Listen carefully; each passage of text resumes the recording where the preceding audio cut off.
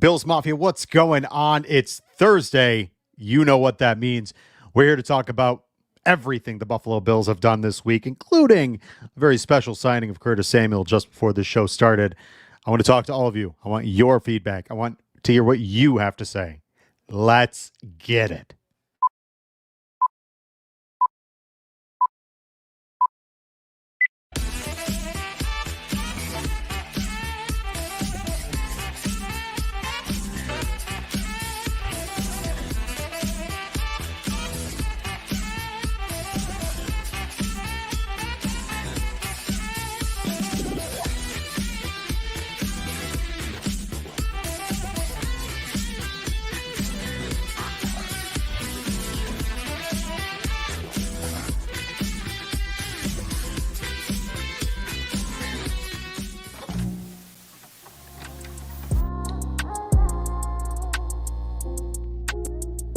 Bills Mafia, what is going on? How you doing?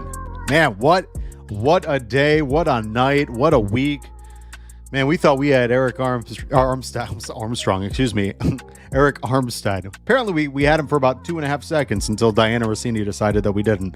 But hey, welcome to Buffalo Late Night here on the Cover One Sports Network. I am glad you've joined us tonight. I'm glad that you are here. We are going to be talking all things Buffalo Bills, all things free agency, all things NFL draft. And I'm going to do it right with you guys. We're going to talk about it. We're going to break it down, including the Curtis Samuel signing and everything else that the Buffalo Bills have done. So again, we are here. We're excited. We're going to talk about it all. Again, this is Buffalo Late Night. I'm your host, Thomas DeLoss. And you can find me on Twitter at the Thomas DeLoss right there. If you're listening right now, or if you're watching, welcome. Otherwise, if you're listening on Spotify, happy Friday to you. You can find us all on all types of free social media and streaming platforms, including Spotify, YouTube, or however you choose to pod.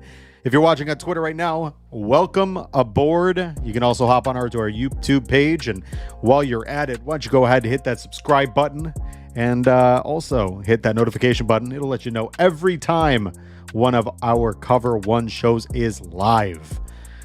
So, folks, we are here. We are in the 2024 NFL season.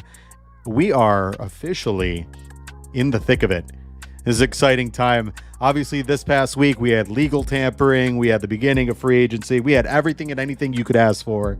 And as a Bills fan, some exciting stuff has been going on. So we're going to talk about all of that. We're going to talk about free agency. We're going to talk about the fact that they signed Curtis Samuel. How exciting. We're going to talk about every other move the Bills made and some other moves that the Bills didn't make, but other teams did, and how that really kind of impacts the Buffalo Bills, as well as the NFL draft and more. But guys, as I said, we're talking about Cover One and Cover One Pass. So before I get any bit deeper into all this stuff, Greg and Aaron, from the Cover One Buffalo podcast are some of the best. So why don't you guys tell us all about it?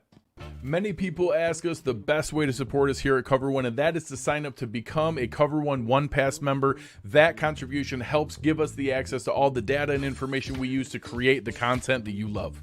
And I think most importantly, brings you into our community of insiders. It's a great community based on Slack. I know a lot of people don't want to be on social media anymore or be in on those conversations. We bring all of it to you right in our great community of educated fans. And most importantly, you get access to our content creators. Even better than that, everybody loves merch. You get awesome t-shirts, a cool decal, and a letter from the Cover One team signed directly to you. All for $60. That gets you the entire season, next year's free agency and draft. $60. Click the link in the description.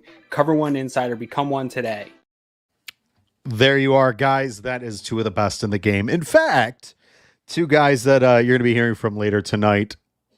Awesome. They're going to be at 9 o'clock tonight. So we'll talk about all that stuff. And guys, did I say happy Friday? I said happy Friday to you if you're listening on Spotify. You're messing with me over here. But welcome to Buffalo Late Night. I am stoked. And guys, let's get right into it. Let's talk about everything that has happened this past week. Obviously, we know through the thick of it, we've seen some of the stuff that happened this past week. The Bills had some moves. They put out a tribute video for Tre'Davious White, one I think that a lot of people, and if you live under a rock and you weren't familiar with some of the moves, I will absolutely go through them and let you know what the Bills have done thus far. Obviously, they cut Tre'Davious White. They cut Jordan Poyer. You go down the list, they did it. Deontay Hardy, Naeem Hines, Saran Neal went and got a new deal with Miami after they let him walk. They did a lot of stuff, guys. They made a lot of moves, some things that I think a lot of people were quite surprised about. But hey, you know what? The best thing about this is we are moving in a new direction. We are trending in a new way. And I think the big thing is we are looking to potentially retool this team. You know, I think one thing that I've heard about, and it's fine. I'm excited about the prospect of this, but I think what people are saying is it's a new iteration of the Buffalo Bills, and that's fine. I think that's a good way to look at this. It's first off, I need to silence the crowd. The Buffalo Bills window is not closed. And I'm not entirely sure how that even comes to fruition, comes to even being a talking point. The Buffalo Bills are so far from having their window closed. I don't know what to tell you if you really have that mindset. The Buffalo Bills, Alex Crum, guy went to school with. What's going, man? The fact is that the Buffalo Bills have Josh Allen. So let's be fair. Let's be fair and honest about the situation. Were there things that the Bills need to get better at? 100%. It's very, very obvious. And quite frankly, it's something that we all as Bills fans or as people that are, honest observers could sit there and say, well, defense, they needed to be better. Decision-making, McDermott could do better at. Wide receiver core, they could get better in different areas. You know that Gabe Davis had some nice things he did, but there were moments that we needed to get a little bit more dynamic, right? They brought in Deontay Hardy. They brought in Trent Sherfield. Ideas that people thought that could be pieces to elevate this team, right? Well, I think what they thought last year going to the season was, well, they're doing things to churn the roster, to make things better. And I think what they're now realizing is they just got to do things different. And that's fine. And with different comes a new OC. Because obviously we went into the season last year with Ken Dorsey. And Ken Dorsey, there was some optimism, but there was a lot of question marks. There was a lot of, is he going to be the guy? Can he carry the load? Going from Brian Dable, who was prolific at times, to then a very, very fresh, very, very raw offensive coordinator who had never really done it. And I think that's a big concern, especially for Bills fans. You know, when you're in a very, very wide open window, but you're in one of the best teams window, you want to keep things very continuous, right? That's why continuity with Sean McDermott is very important. And I think in this new era with the Buffalo Bills, it's about continuity, but it's also about maybe re-envisioning what they were going to do. So I think that's why with Curtis Samuel, right? And we'll talk about this right now while we're talking about everything else. Curtis Samuel is such an important piece because he doesn't fit the exact mold. And let me also preface, and I apologize if you've never watched this show before. I am as scatterbrained as you'll ever meet, right? When you watch me, I'm like squirrel. I'll be all over the place while we're talking. Tangents galore, really not making a whole lot of sense, but also making a lot of sense at the same time. The reason I say that is when you're looking at the Bills, right? First off, Curtis Samuel is not Gabe Davis's replacement. Curtis Samuel is a addition of a brand new weapon to the Buffalo Bills offense that provides something that they are looking for. One, positionless receivers is a great idea, Steve. Honestly, very, very good idea. But when you're talking about what Curtis Samuel provides, right? Curtis Samuel provides the ideology that you can literally get a guy that is explosive, a 4.3 140 coming out of college, a guy that is good size, 5'11", which in today's NFL, 5'11 to 6'1", 6'2 is right around the parameters of what you expect. Good weight, 190 pounds, which I believe that is correct. Let me make sure. 195 pounds, even better. So he's got good size, good weight, good speed, good hands. And then on top of it, he's just an elusive, dynamic weapon. And that's what it comes down to. When you're talking about a offense that Joe Brady's going to be putting on the field, right? He's going to deploy his own ideology. He's going to put a guy out there that is going to create on the fly. It's one of those guys, and I think we were trying. Deontay Hardy was the idea, right? Deontay Hardy was the guy that you're sitting there and saying, okay, let's get the ball in his hands and let him create. In a vacuum, it was a prospect. It was a good thought. It was something that for Bills fans, it was like, okay, let's do this. Let's get a guy that's got very legitimate speed, very good. I mean, Deontay Hardy had some of the best hands. His drop percentage was ridiculous. Granted, sample size smaller, but still can be something you can speak to. Good hands. You wanted a guy, good hands, great release package, really, really hard to tackle, specifically very small, and just a guy that could create. In a vacuum, it was an idea. It was a good idea. It was one that you thought could work. I think the ideology and the deploying of that didn't work. Now, getting a guy like Joe Brady, who, when coached Curtis Samuel had his best season as a pro. So, in that thought process, having a guy like Curtis Samuel now being able to go under the best quarterback he's played with, that's a huge point. The OC that brought the most out of him, another big point. And being on a team that he doesn't have to rely on an offense that is kind of scatterbrained, right? An offense that's all over the place. He's going to be successful. And then on top of it, Curtis Samuel, every single season, has been with a new OC or new quarterback. Every season. He has been in a different offensive philosophy almost every single season. And the fact that he's been relatively successful, and I'm going to bring up his stats real quick just for understanding. He's had, in his first season as a pro, right? I don't know why I can't see this right now. I can't get this on my screen. It's okay. We're going to look at it a different way. Don't mind me. When it comes to Curtis Samuel, he has been successful literally almost every single season. His first season had 15 receptions, 115 yards, right? Rookie season, it was fine. Carolina Panthers, there was a lot going on in that year. Second year, 494 yards, 5 touchdowns. 2019, 627 with 6 touchdowns. Under Joe Brady, 851 yards, 3 touchdowns. And then 2021, he was injured for most of the season. 2022 and 2023 had 4 touchdowns and just about 656 yards. So you're looking at a guy that for most of his time in the NFL has been successful. There you go. Guy played with Cam Newton. That is definitely something that probably should be talked about quite a bit, right? Cam Newton, who at that point was well past his prime, no longer had much of a shoulder. So my reason behind bringing up Curtis Samuel, which obviously very, very exciting signing. If you follow me on Twitter, which if you don't, and there's a lot of you guys in here, I very much appreciate if you do. I'm on Twitter at the Thomas DeLoss. You could find me there. It's a cartoon of my face, whatever. The reason I mention Curtis Samuel in regards to what we're talking about with this newfangled ideology and the changing of the guard, or what I said, the iteration of the Buffalo Bills, is it doesn't always have to be the same, right? And if you're looking at it, Samuel is not Jamison Crowder 2.0. He has missed 2 games in the last 2 years.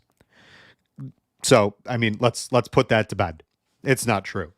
Curtis Samuel has had injuries, but the reality is he is not injury prone. In fact, I'm going to go ahead and take a look real quick. Something I use quite a bit. Injury history with Draft Sharks is they have what's called an injury history. And Curtis Samuel has had a couple injuries, but most of them are small injuries, right? So his projected injury or his projected games missed is 2.4. And a lot of that they're looking at is because he had multiple groin injuries in one season. So those are something that I'm not ultra concerned with. And it comes down to if Brandon Beane has done his homework, Brandon Beane's going to sit there and say, I know that this guy is going to take the field because availability is key for the Buffalo Bills, period. Key. So that being said, let's continue on.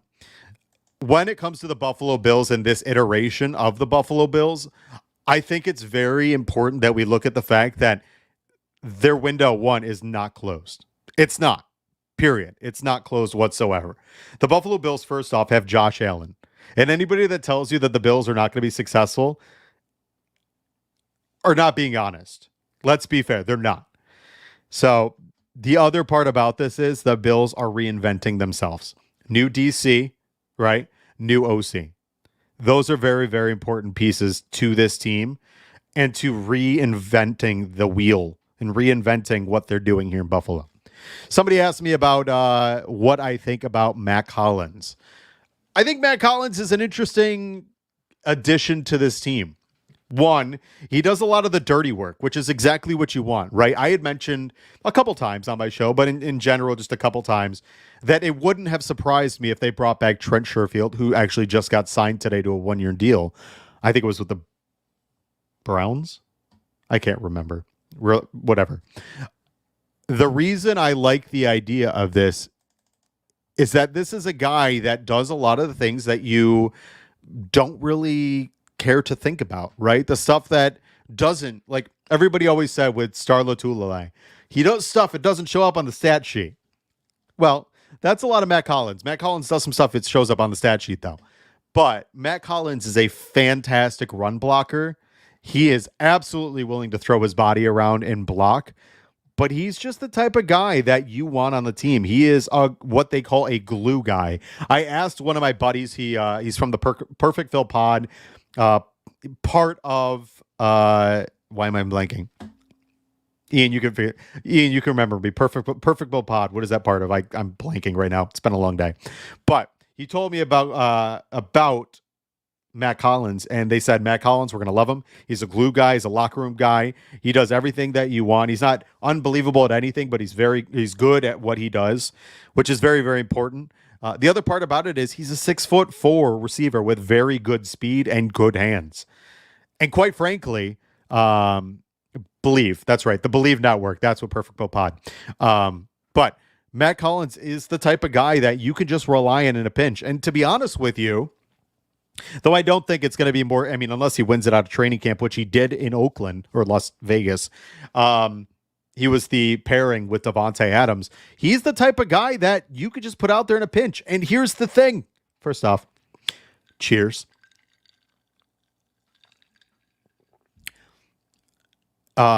He's the type of guy. Sorry, I'm reading this comment. He's Isaiah McKenzie. We should have just got Little Dirty Bag for a whole lot cheaper. This free agency sucks for the Bills. I couldn't dislike a comment. No disrespect. I can't even begin to tell you how that comment is not even remotely close to the truth.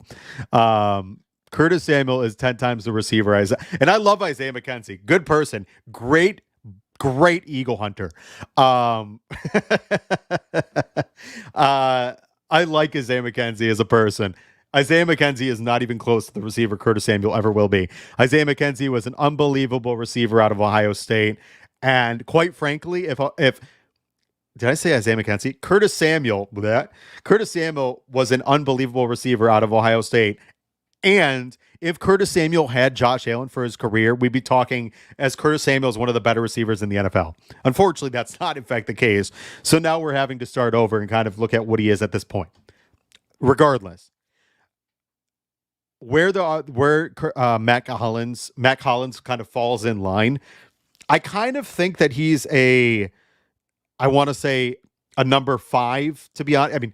Could he fall and get more receptions? Yes, but with Dalton Kincaid, Khalil Shakir, Stephon Diggs, and now Curtis Samuel, as well as James Cook, those 5 are going to be the lion's share of this offense, plus whoever they get in the draft, which, listen, I want to be honest with you guys. I 100% still believe the Bills go a wide receiver in the first round, which in the wide receiver train,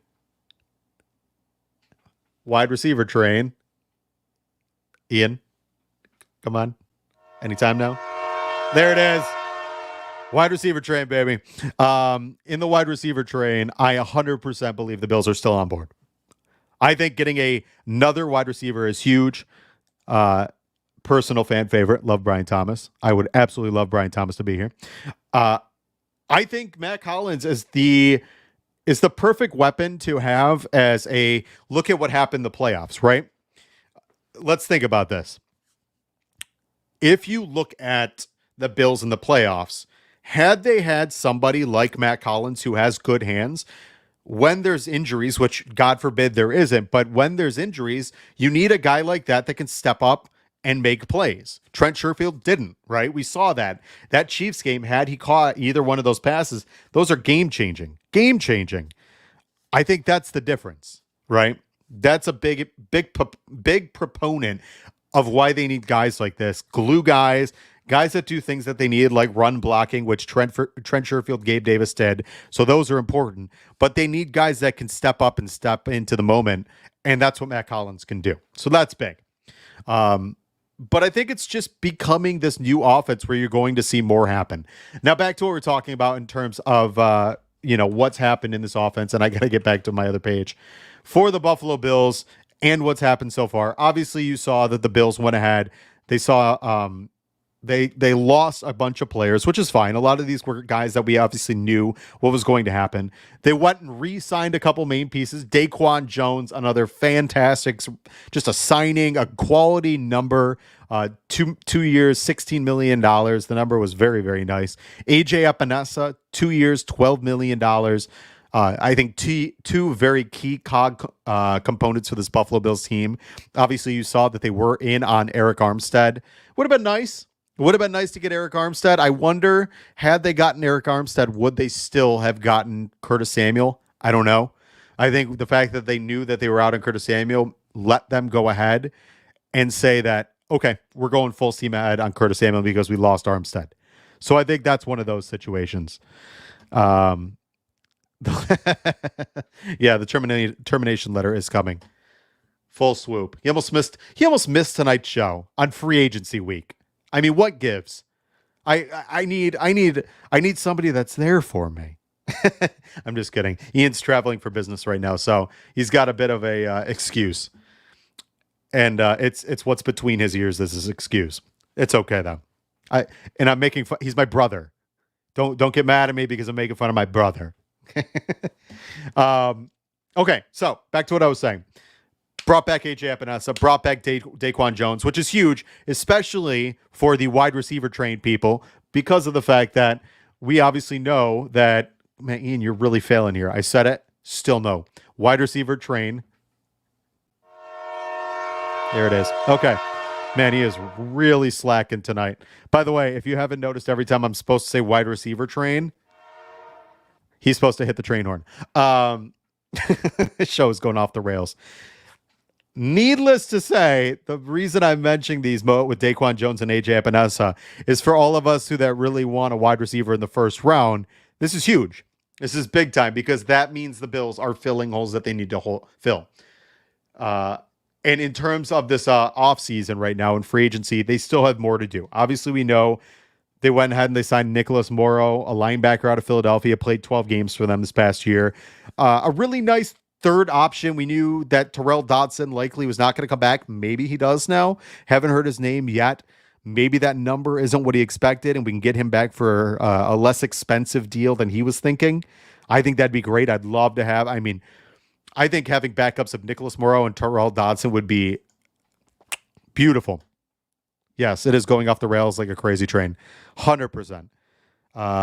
There it is. Robert A. Wilson, you couldn't have nailed it better. Buffalo Bills windows closed because the national media hates Josh Allen and the Bills. Cheers. Ain't that the truth? Yep. Yeah, the Bills are definitely not, the window is not closed. In fact, I think it's even more wide open than it's ever been. Because here's the thing, folks. One, I think that Von Miller is actually going to come back and be really, really good this year. But Stephon Diggs is going to be back to his normal self. Let's be completely transparent about things. Stephon Diggs is a very, very good wide receiver, and I don't think that is closed. Period. I'm not against the idea, Tristan, but here's the thing, and I've talked about this before. I don't like the idea with a wide receiver trading out of the first round. And the reason behind that, though the value, even though we have 11 picks, I just don't like losing that fifth-year option. And T. Higgins is the perfect example of why I hate that idea. because when it comes down to it, I don't want to lose out on a guy because we're losing a year, right? I don't want to lose a guy because we don't have that extra cushion, because with that 5th year, right, you have added negotiation time or added time to look at him. Look what happened with Ed Oliver. It gave you time to let him kind of grow and percolate so that you could understand what he was going to be. And on top of that, it gives you the chance to then maybe after the 5th year, you can franchise tag him. And then you have a 6th year to then eventually negotiate into a contract. I don't want to give us 4 years and put us in a bind. So I love the idea. I don't love it this year when I really want a first round receiver. And on top of it, there's some teams behind us. And at the top of the second, unless you are trading to the very first pick in the second round, I don't like it, because there's somebody you're going to run out of options. And if it's a Lad McConkey, if it's a Brian Thomas, Adonai Mitchell, Xavier Legette, whoever is your flavor of the month, there are so many options. I do not want to worry about losing out because you're pushing about falling back. I'd rather take the guy and worry about it later. I think it's one of those, like, let's just do it, because I think it's important to do it right then and there. Just get it done. Get the guy you love. Like I always... So here's my thing. I love the idea of giving yourself more options, but I am of the mindset that if you like somebody, then take the damn player. I mean, in all reality, just take the player. Don't fool around. Don't risk losing him. Don't. There's too many variables where things can go wrong, that I don't want to have to worry about losing a person because you are being too cute, right? We've seen far too often where teams get cute and it costs them. If Dotson signs in Seattle, I think that's a great place. Here's the thing. I wish the best for Tyrell Dodson. The guy, even though he's a little funky on social media, which, whatever, we've dealt with that before in Cole Beasley. The fact that he worked his tail off and got the opportunity and then thrived in the moment, you couldn't ask for more. Guy played so well, stepped up in the playoffs. I mean, he was absolutely everything you needed. Absolutely needed. But I mean, reality is, when it comes to the wide receiver train, I think, there it is. When it comes to it, I think you need to go after it. I think I've said this before. I'll say it again. I'll beat a dead horse. Give Josh Allen all the weapons I don't care. People are like, why does Josh Allen need so many weapons? Who cares? Who cares? I do not care. In 10 years, if the Bills win the Super Bowl next year, you know what I'm not going to say? I'm not going to go back and say, I can't believe they got so many weapons for Josh Allen. I can't believe they did it. No, you know what I'm going to say? We won the damn Super Bowl. Who cares? Who really cares? That's all I'm going to say. I'm going to be full steam ahead about the Buffalo Bills winning, because that's what's most important. Period. So when you're talking about free agency right now, the Bills are in a great position. And let's talk about some stuff, right? Let's talk about some opportunities. They obviously signed a wide receiver today. There are still some options if they do want to go ahead and get another receiver. I don't know if they'll get another one in free agency. They could. I don't suspect they would, but they could. In terms of what's out there, though, right? Wide receiver, you've got some interesting options. Obviously, you saw some crazy contracts given out. Calvin Ridley just, poof, mind-blowing numbers in terms of what's available. Side note, if anybody's asking, no, I do not want Mike Williams. And I want to cut that down before anybody says anything. Mike Williams has literally missed like 40 games in his career. I want nothing to do. Mike Williams was awesome in Clemson. Awesome. Great receiver. Super talented. Just a guy that presented so much mismatch. I do not want to... We've already dealt with guys that couldn't be on the field. I do not want another one. And I also don't want Michael Thomas either. Michael Thomas has played like 10 games in 5 years. I do not want anybody. I do not want somebody else's damaged goods. If Michael Thomas was as good as he ever was, the Saints, who are deficient of talent and their number one weapon is Rashid Shaheed, would not let Michael Thomas walk. I do not want Michael Thomas. Period. I think all y'all sitting in this chat saying he's a receiver. Listen, I don't care if Curtis Samuel's a receiver. I don't care if he's a running back disguised as a receiver. I don't care if he's a running back and a receiver. I don't care if he's a receiver dressed as a running back. If he gets on the field and makes people miss and goes ahead and scores touchdowns, it doesn't matter to me.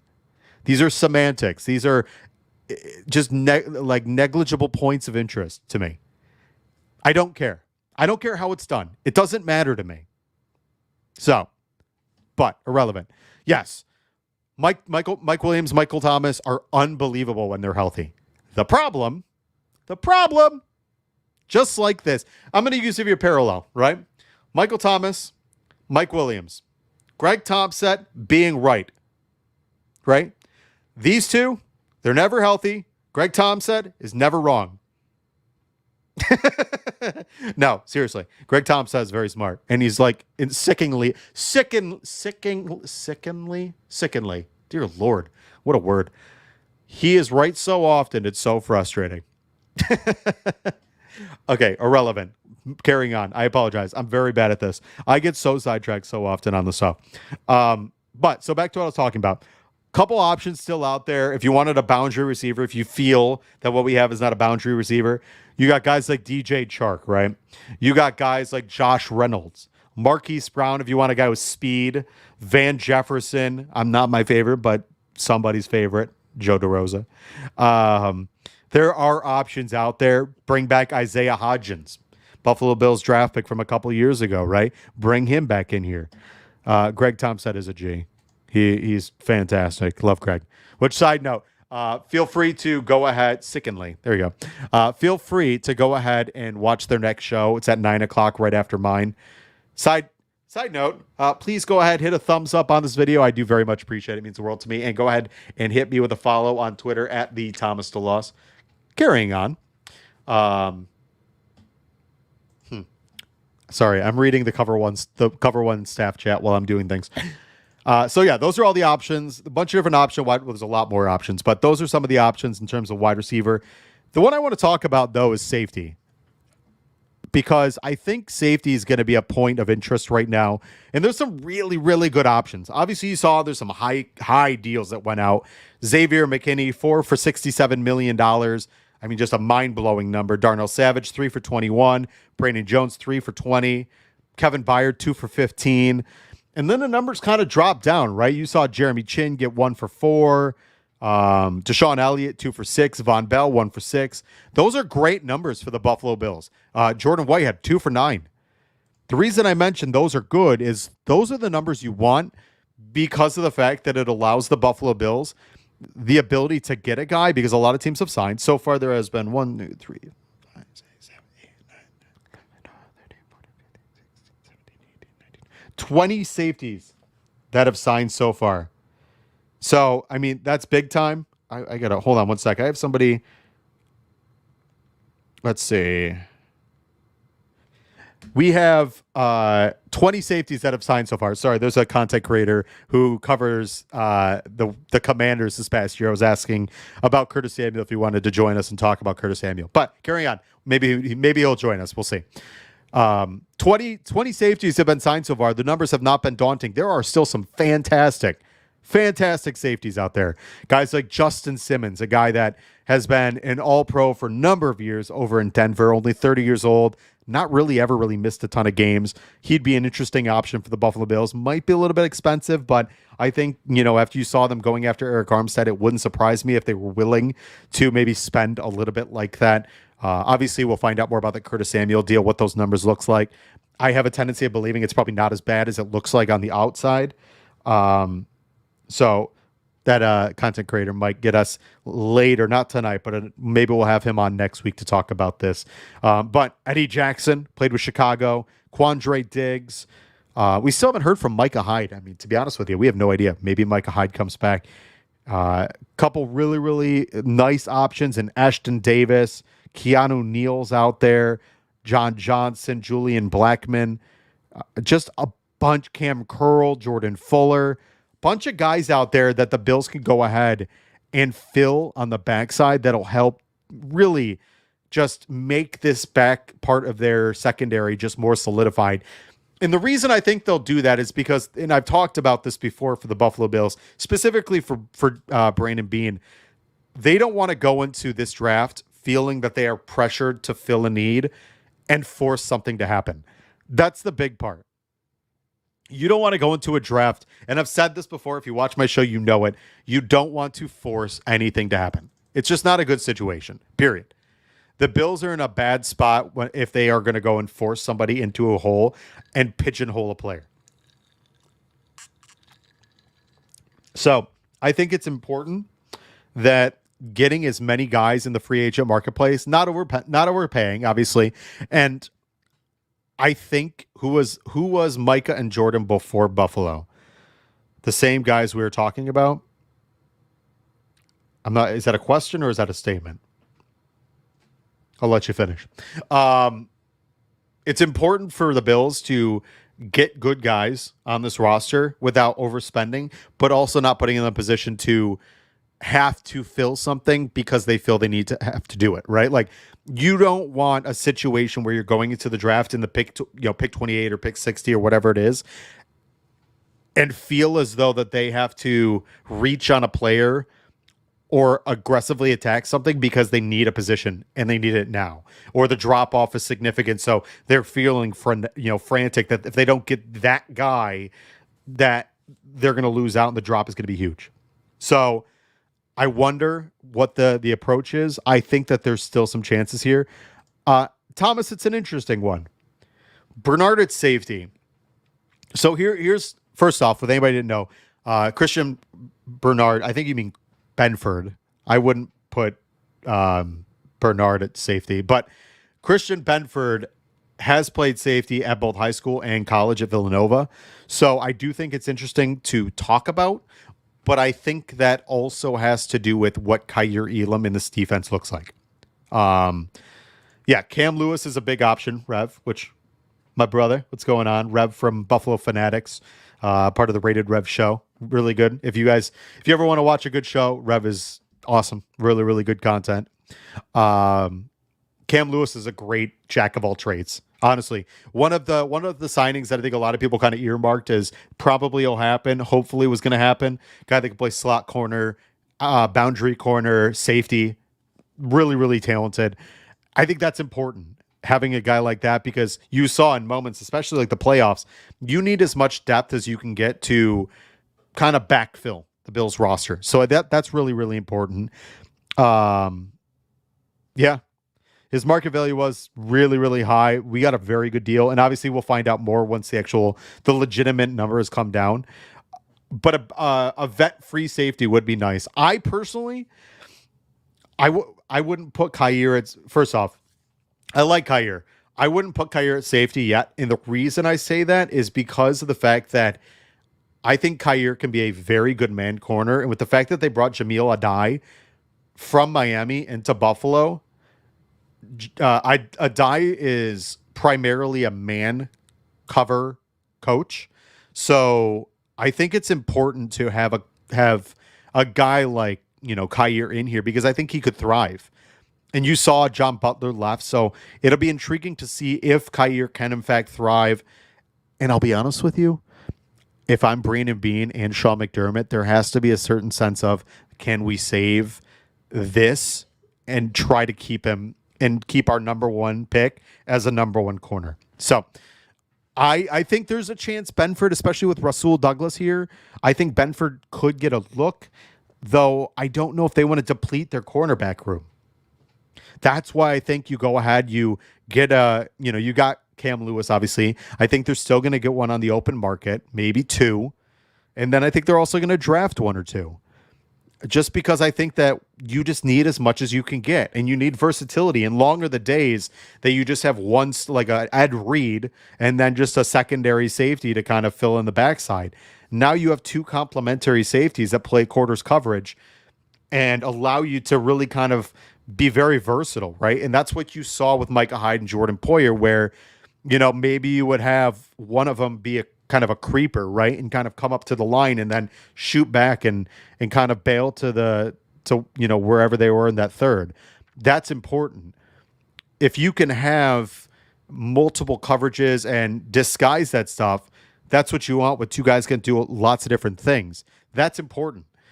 And you need two guys with a lot of versatility, a lot of athleticism. And I think you'll find that there's quite a few guys, like I said, Ashton Davis, Cam Curl, Justin Simmons. There's a lot of guys out there that fit that mold.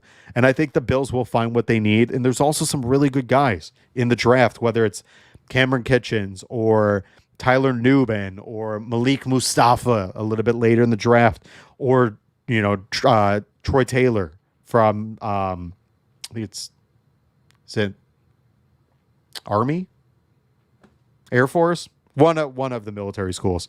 Very good safety though. There's a bunch of different guys that you can get all throughout the draft. Very, very talented safeties.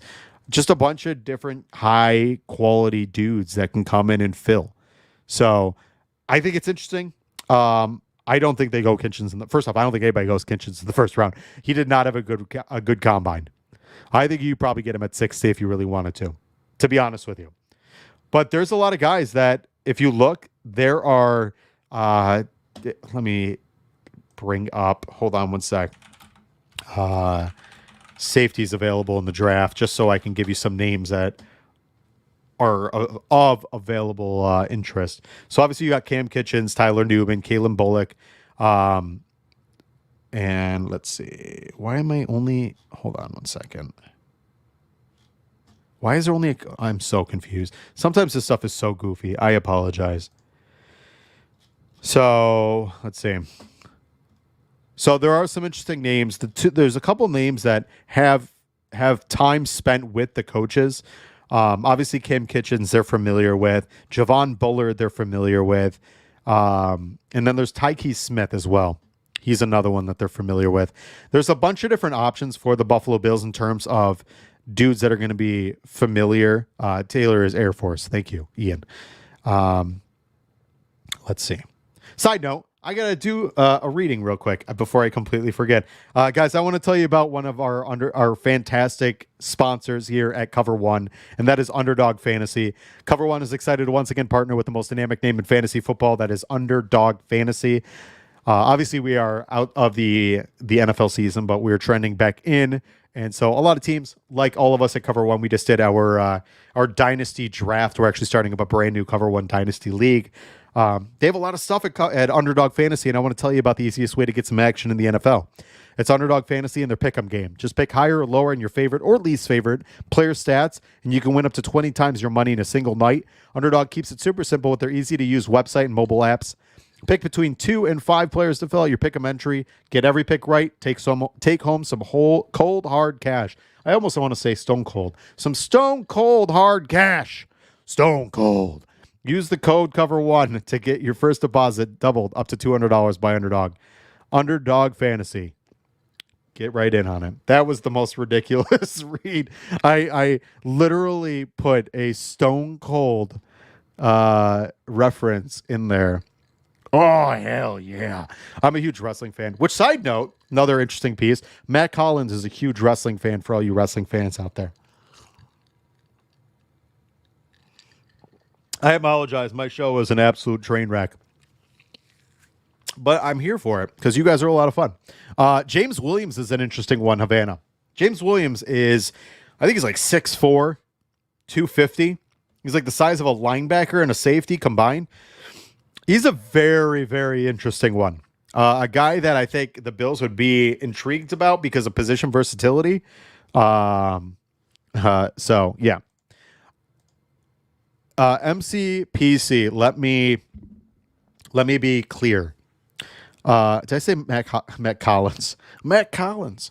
Matt Collins. So the Bills Brandon Beane is not snoozing. If you are familiar with Brandon Beane and what he does, Brandon Beane is the type of guy that is very calculated in his moves and what they do and how they attack the free agency market. Because if you look at teams that spend a lot of money in free agency, prototypically, teams that spend end up being losers.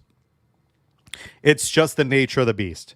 That's why you see teams that go hog wild in free agency end up kind of back at the bottom because Those, first off, a lot of the guys that they spend a lot of money on end up being free agents in 2 years.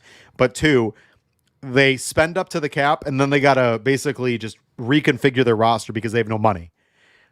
That's a problem. When you're a bad team, you do this in free agency because you know what it does? It sells tickets. It's a bad move. It's bad. It's bad business. It's bad drafting. It's bad management. Good teams make calculated, good quality signings, and they try to find diamonds in the rough, i.e., Jordan Poyer, Micah Hyde. Yes, they were not Brandon Beans, but that's what you're looking for, right? You're looking for quality free agency signings. Yep. Sorry, that was not what I was meant to clicking. Free agency is a hustle. Absolutely. Tell that to Philly. Last time I checked, Philly fell off last year and basically caved. So, cool. They spend a lot of money and it means absolutely nothing. You know what the Bills did? The Bills had a roster filled with a island of misfit toys and a bunch of guys that maybe not everybody wanted, but the Bills looked at the analytics, which the Bills are one of the most analytic-filled teams. Then we caved on Von Miller, but I'll get to that in 1 second. The Bills went ahead and looked for a bunch of people based on analytics that fit what they needed. And when it came down to it, they had quality depth. Period. And at the end of the day, if you want to sit there and say, oh, they don't have a lot of money, no team that has a quarterback in the top 5 has a lot of money. It's just the reality. And don't say the Chiefs, because the Chiefs had about 23 people they had to re-sign. And they just spent a ton of money on Chris Jones, so they don't have money anymore. And tell that to Houston. Houston's ahead of the curve. It's going to catch up once they pay CJ. We got to stop using that as an example. They got lucky because they got not lucky. There was good drafting. Well, I mean, I guess they did get lucky because the Panthers didn't take CJ. They took Bryce Young, shooting themselves in the foot. They got lucky. They're ahead of the curve right now. When they pay CJ, all that goes away. Sorry. All that money's gone. When you pay a quarterback, all that's gone. Period. When you don't have a quarterback, you have all the ability to spend because you have that much freedom and wiggle room. Back to what Joseph, what you were saying. In terms of Von Miller, I don't think we caved. I think it was one, you're paying for one of the best defensive ends who previously to that ACL injury was playing up to that par. He had 8 sacks in 9 games. You were getting everything you wanted out of a guy that you expected and paid for. It was a freak injury where somebody stepped on his foot and he just, whatever, it happens. It wasn't caving though. You need a closer. We needed a closer. You saw it. In big moments, big games, you need a guy that can be the catalyst to changing an outcome of a game. That's Von Miller. We knew it. Everybody said it. Before we signed Von Miller, people were clamoring, calling for Brandon Beane and the like to say, hey, we need to get somebody that can come in and take the top off of this defense. That's Von Miller. And guess what? I'm sorry.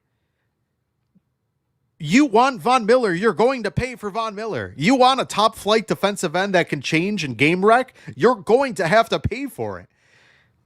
Like, I don't know why this, like, yes, you could draft one. You know what you could also do is draft somebody that's not what you want, or it might take a couple years.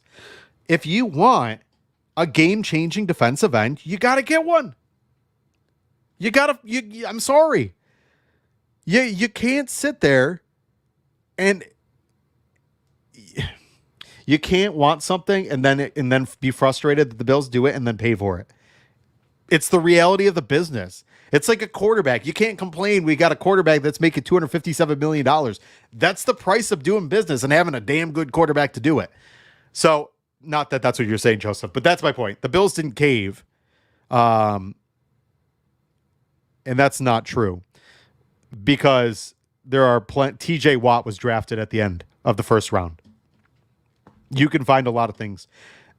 You can find anything you want in any part of the draft. We found Shakir when we did. And the Chiefs went ahead and took Sky Moore. There is no right or wrong answer to anything in the NFL. It's just happenstance and very good scouting and drafting.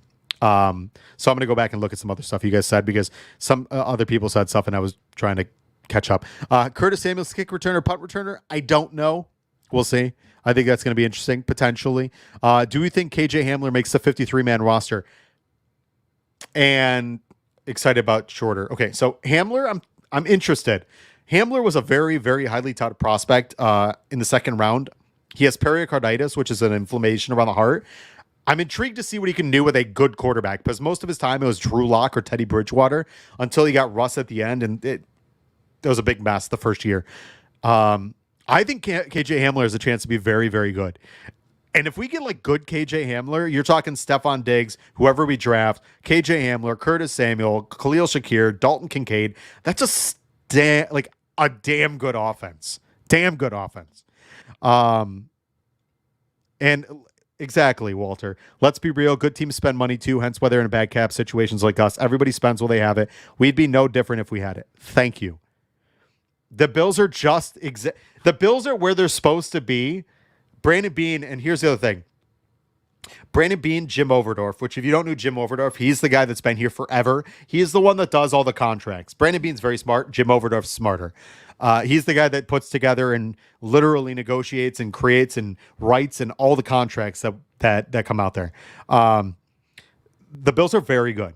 The reason why is they have contracts that allow them to have flexibility, and they are very, very, very good contracts. Very well written. Let's see. Continue on. Look at that. Black Panther, you are all over the place. You are confusing and in a paradox of my life. Yes, Von Miller is very good, and I think he's going to be very good this year, wholeheartedly. If you saw at the end of last season and that Chiefs game, he came alive. I think Von Miller, and I've said this before, again, if you watch my show, and a lot of you, and we haven't done this tonight. I'm going to do this real quick. I'm going to read off real quick and hold on to your hats. Holy cow, there's a lot of comments in here. We're going to do this as fast as possible. Bear with me. Bar. Okay. Hold on. You ready? Here we go. Retro CNY, Mikael Silva, Roy Collins, Ace, Head Papa Q, Triton, Jean-Luc Picard, Mike Downer, Bill's Bunker, Alex Crum, Johnny Mac, Ian, Joseph Sandslike, Dirty Jersey, Spin, Dylan, Michael Guitar, Johnny Mac, Tiny Van Living, Steve Rose, Charles G, Joshua Richardson, Bill's Bunker, we already did Spin, Andre Fonseca, Pete Nana, Mass, Chris 716, let's see, Kenneth Williams, Eric Kishlicki, Steve Rose, RJ Melville, Steve Lynn, let's see, Walter S. Who else we got here? Carter 0303. Let's see. Should have like music playing while I'm doing this is the most ridiculous thing. Daniel Garis. Let's see. Tristan Parsons. Who else we got in here? Oh, we got more. 716. Matt. John Robert. Who else? I think that's everybody. Cammy Poo 2915. That's a great name. I think that's everybody. Carl Thomas. Carl Tommen. Black Panther 1. Kashut. CBRI. I might be saying that wrong. I apologize. Thomas Nguyen. Matt C. Rev. I'm trying to go as fast as I can. I apologize. If I miss you, I apologize. I'm so sorry. I think that's everybody. Havana SCP. That might be Dan Fouts. Dan Fouts. Is that the real Dan Fouts? Is it? Walter or Ralph C. Ralph Wilson Sr. MCPC Cole. Jared K. This is really annoying. I'm sorry if you're watching this and you're getting annoying, but hello, everybody. That was my hello to everybody. That's my shout out to everybody. I normally say hello to every single one of you, but there is a ton of you and a ton of comments. Jared K. I apologize if I missed any one of you, if I didn't say hello. Sabrina Morales. Hello, what's going on? And Brandon Halam. There we go. There it is. We did it. Okay. I got to everybody. I appreciate it. Carrying on. We're going to go a little bit longer tonight. because why not? You guys are awesome. Oh, thank you, Ian. Appreciate that. Side note, potentially in the very near future, and if you guys are interested, feel free to follow me on Twitter and let me know. We might be looking for, alongside Ian being the producer, we might be looking for a moderator to help also in the chat. If you are interested and you'd be willing on a Thursday night to hop in and be a moderator for the show, part of Cover One here, I'd really very much appreciate it. So we'll go ahead and do that. Chill, Will, unsubscribing. That's sad. Needless to say, let's carry on. But like I was saying, the Bills have an opportunity to really, when you're talking about what they're doing, I think if you're talking about the Bills and this defense, I think there's opportunities all across, period. There's opportunities all over the place.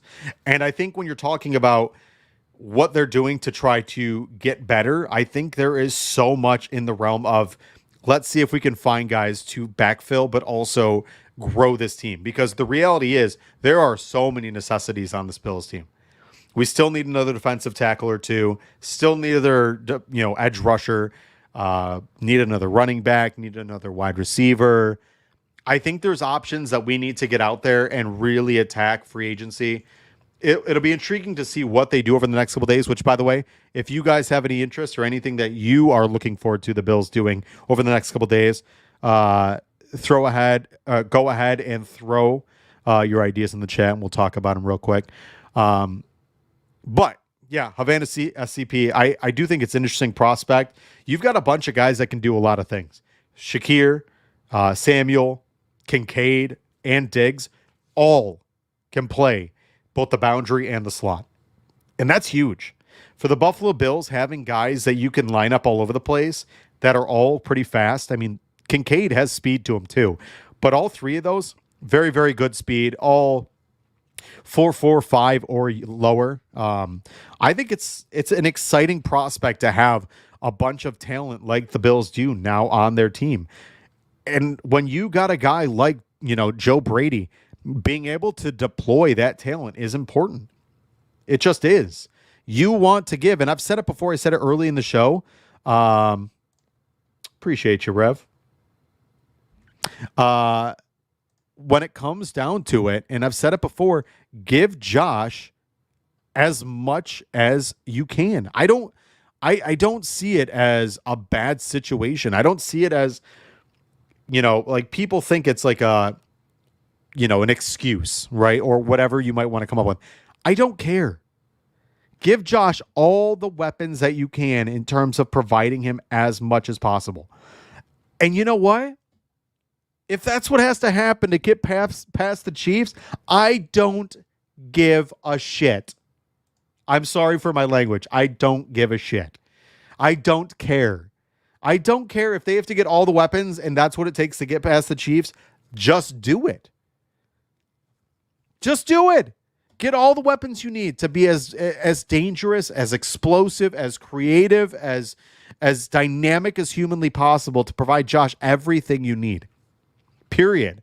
Because the Bills need to do so. And I wholeheartedly believe that Coach McDermott is going to elevate this defense.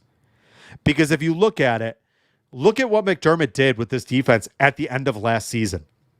Look at what he did. You didn't have Matt Milano. You didn't have Terrell Bernard, which, side note, the idea of having those two back this year is like, holy cow.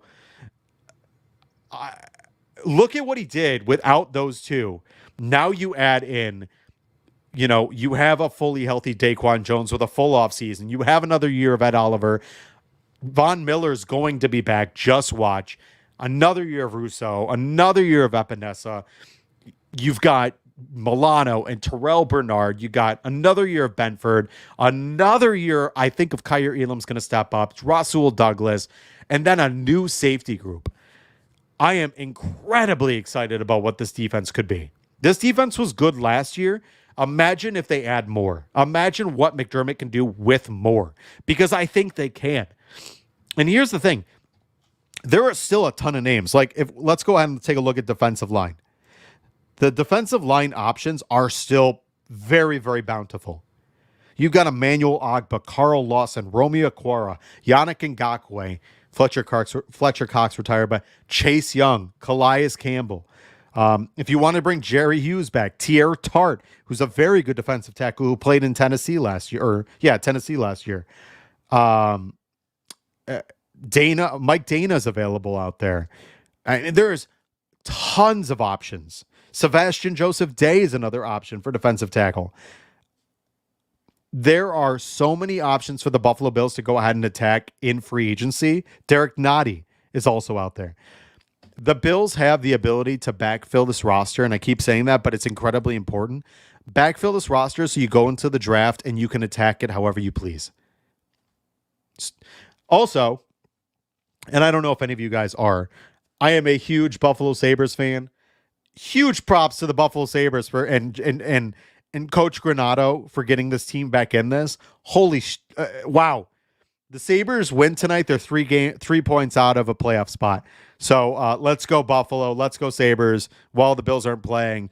Huge props to the Sabres. Let's see if we can get them back into this. This would be unbelievable. But back to what I was saying. Sorry, it just popped up in my in front of me. And the game is 0-0 going into the second. The Buffalo Bills have an intriguing opportunity, but let's go ahead real quick. I'm going to do this on the fly because why not? Let's see. Okay, we're going to do this, guys. We're going to do this together real quick. We're going to have some fun before we end the show of the night. We're not ending the show, so don't leave. But we're going to go ahead and have some fun because why not? Let's see. There we go. I'm going to bring this up for you guys. 1 second. Okay. There it is. We are going to do a mock draft together while we're talking. We're going to talk about the draft. We're going to talk about free agency while we're doing this. And I'm doing up to round 4 because we do not have that 3rd round pick. Damn you, NFL. Okay. So let's go ahead. We are going to attack based on what we've seen so far. I do like Zeke or Foreman, by the way, Mikhail. I think those are great options. Absolutely. They did. They absolutely did. And I think the Bills are going to get better since then. So, but let's go ahead. We're going to go ahead and start the draft. It's no trades. Whatever falls to 28, that's what we do. It's all just going to be straight up, whatever the picks are. So let's go ahead. We're going to take a look and see what we've got at 28. And here we are. We have got Jerzon Newton, Tyler Nubin, Peyton Wilson, Ladd McConkey. Ladies and gentlemen, I don't know about you, but I am absolutely part of the Ladd Hive. There's Adonai Mitchell, my guy Troy Franklin, who is a interesting option. And because we are part of the wide receiver train,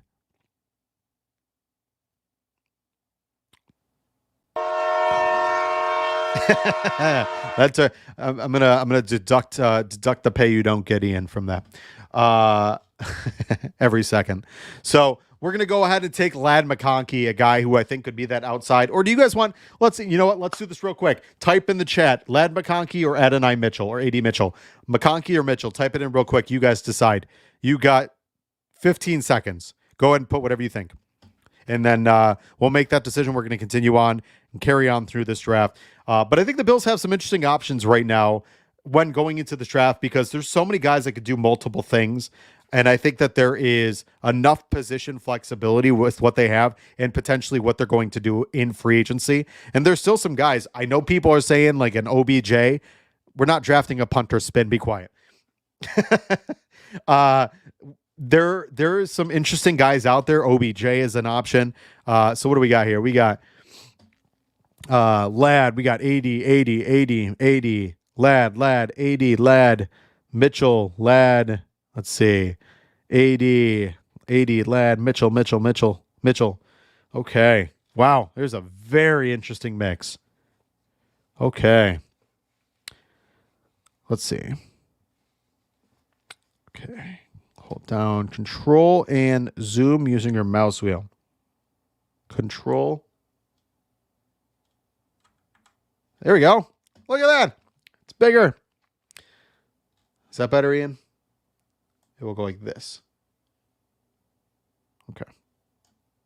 No? I like it better the other way. Okay. There we go. Look at that. You guys are crushing it, by the way. Side note, once again, please go ahead and hit that thumbs up. I really do appreciate it. And while we're at it, and you can see right here, go ahead, hit me with a follow on Twitter at the Thomas DeLoss. Means the world to me. I appreciate y'all. Let's go ahead. Okay. So I am seeing a nice little mix. I think it's Mitchell. I want to say it's Mitchell right here. We're going to go Ed and I Mitchellize. And let's move on. We are going to pick number 60. Ladies and gentlemen, I'm going to zoom out because I can't see anything. It's too big. Okay. So we have got TJ Tampa. I don't think we're going corner. Rook Aquaro. Let's see. Rook Aquaro. We could go wide receiver. That'd be a hell of an interesting prospect. We got Jalen Polk, Xavier Leggett, Jalen McMillan. But we also have Rook Aquaro. I think Rook Aquaro is a really nice option at this spot right here. I don't know what you guys think. Feel free what you guys think. I'm thinking we go defensive tackle here and then maybe safety with our next pick, which would be pick 128. Are you guys thinking that same thing right there? What do you think? Rook Aquaro and then safety? Yay? I think so. I think that's a quality option right there. I think the Bills would be very, very good. A lot of people want Xavier Leggett. Are we going wide receiver, 1-2? That'd be a hell of an. I think that would be very intriguing for the Buffalo Bills if they went ahead and went wide receiver. Load up at wide receiver, baby. That's definitely the wide receiver train right there. That's for sure. Let's see. Okay. That was the weirdest why. Okay. Leggett being there is crazy. I think Leggett could be there. I really do. I think it's interesting. Let's see. Go big or go home. You know what? Screw it. Let's go Xavier Leggett. We're going wide receiver. If anybody asks, just say that we're wild and crazy tonight. Okay, here we are. We are at the next pick. And let's take a look and see what safeties we have available to us at this point. Not really anything in this range. Let's see what defensive tackle options we've got right here. We got McKinley Jackson and Christian Boyd, Mekhi Wingo. I think McKinley Jackson's definitely an interesting option. I think he'd be a really, really nice. He's more of a 3-tech than a 1-tech. Huh. Let's see. Let me see. 6'2", 325. So one get penetrating defensive lineman who can play nose. And he can play nose. Okay, my apologies. I thought he was just a 1-tech. That is my bad. Let's go ahead and take McKinley Jackson right there. The breakdown is Jackson game is all about quick penetration with stems from a fast first step and arm over move. His pass rush profile is more limited as he plays the hits. More than wins with a diverse bag of moves. It's not the worst thing. It's worth noting. His bull rush and push and pull can be effective if executed quickly, but his leg drive and displacement run out when offensive linemen get to their balance and anchor. He can get off blocks quickly and run defense, though he is inconsistent, likely due to his arm length, which ranks below the 50th percentile for defensive tackles. Arm length is interesting because if you look at Braden Fisk has some issues with arm length, but he makes up for it with technique and speed. So let's go ahead and take McKinley right here. I think that's a good pick. And let's revisit safety. So let's take a look at safety right now, see where we're at. And we have Malik Mustafa right here and Bo Braid. I really like Malik Mustafa, though I do think it's a little early for Malik Mustafa at this point. Let's take a look and see what else we've got for availability. Isaac Gorendo is an interesting prospect. Christian Boyd, Ben Sanat, tight end, though we don't really need one at this point. Mekhi Wingo is there. Mason Smith from LSU, a guy that I really, really like. And if you have watched the show before, a couple weeks ago, we actually we talked to the Locked On LSU host. And she told us all about Mason Smith. So go back and check out that episode. That was a lot of fun. What do you guys think? Josh Newton, cornerback, a depth corner. I think that's not a bad option. And then you just say, you know what, you get Malik Mustafa later. We could go ahead and do that. I think that's not a bad option. We could do that. We could do Isaac Gorendo, a running back, Isaiah Adams at tackle, which might not be a bad option, especially considering you've got, potentially your right tackle coming up on a contract. Did we trade up to get a third? We didn't, though that is an option. And maybe in the next couple of weeks, we'll do a full sale mock draft where we actually spend time maybe trading up and kind of breaking it down a little bit more in depth. I think that's possibly an option. Which, side note, by the way, I keep mentioning, guys, this show, if you've never watched Buffalo Late Night, it's every Thursday night, 7 p.m. I'd love for you guys to join me going forward. I really do very much appreciate it. You guys have been crushing it tonight, and this chat has been off the wall. And I appreciate it because I'm a little wacky myself. So you guys fit right in with the crowd, and it's like we're 290 peas in a pod. So you know what? We're gonna take Chosen One's suggestion, and we're gonna go ahead and take Josh Newton right there, cornerback. It's not a bad option right there. And not a bad grade. Adonai Mitchell, Xavier Legette, McKinley Jackson, Josh Newton.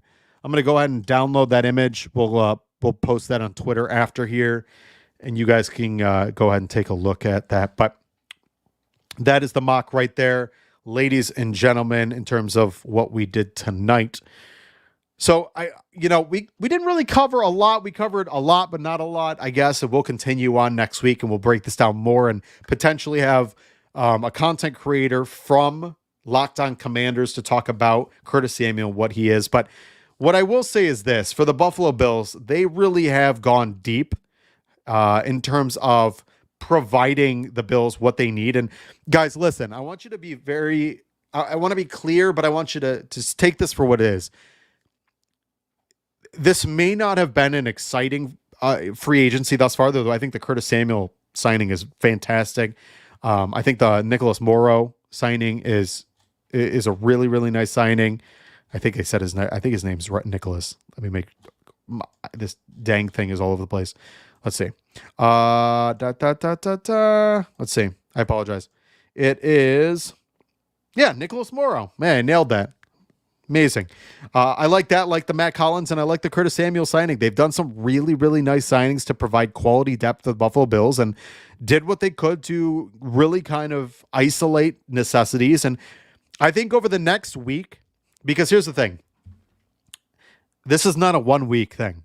This is just phase one of free agency. I think it was Uber Hansen that said this, or I don't know, one of the Cover One guys in our team. This is just one piece of the asset growing pool, right? You're going to see a lot of different things happen over the next couple days as players are released. You've seen it, Mike Williams. They're going to be adding more. So don't be surprised if if another safety comes in, a Cam Curl, a Justin Simmons, whatever. They are going to fill the roster with some very good talent. I have full faith in Brandon Beane. But that being said, ladies and gentlemen, I love you. I appreciate you. This has been a hell of a show. I've had a blast. And honestly, I could go for a while, but I would like to spend some time with my wife tonight. Again, this has been Buffalo Late Night here on the Cover One Sports Network. Go ahead and hit a thumbs up on this video. You mean the world to me.